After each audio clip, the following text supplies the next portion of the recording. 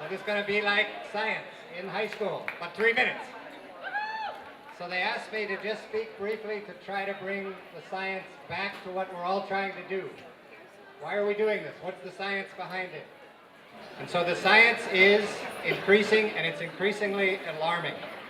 And what I'm referring to as a pediatrician is that 10 months ago, the American Academy of Pediatrics addressed this issue of pesticides. They came out with a 20-page paper with 195 scientific references called their technical report, and then a shorter report which was suggestions for pediatricians. And what they were saying was this: the opening line, the introduction is, pesticides are harmful to living organisms, therefore they're inherently toxic, and there is increasing, and that's their word, increasing concern about the low-level exposure and its effect on children. And then they went to say that they've collected evidence from around the world, and the evidence is showing increasing association between childhood cancers, leukemia, and brain tumors particularly, neurodevelopmental problems in children, including decreasing IQ, attention deficit disorders, other issues like adverse birth outcomes meaning low birth weight, premature babies, and congenital malformations, other health issues like autism and endocrine problems. They go on to say in this paper, where is this coming from?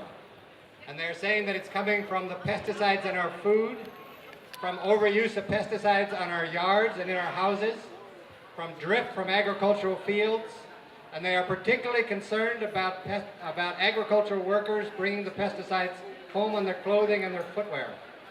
And they also suggest that there may be difficulty with agriculture workers in general being exposed to pesticides as they're pregnant and bringing this home into the household. And then they're very straightforward. They say, what do we do about this? The suggestions they are making is that, one, pediatricians become smarter on the subject. We have not paid nearly enough attention to this. Two, that there be increased government regulation. And three, they very specifically say there should be buffers around schools and places that children congregate, and there should be the right to know.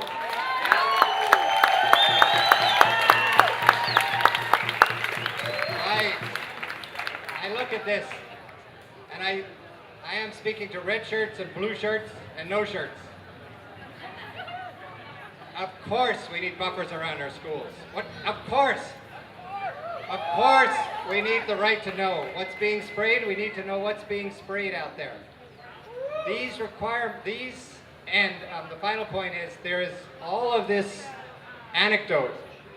And I'm saying anecdote because it hasn't had enough data behind it, but there are these stories about ill health, particularly from the West Side. We need to track that down, and we need to turn it into real data. We need data by zip code here on Kauai. We need to know what's happening in each of our communities.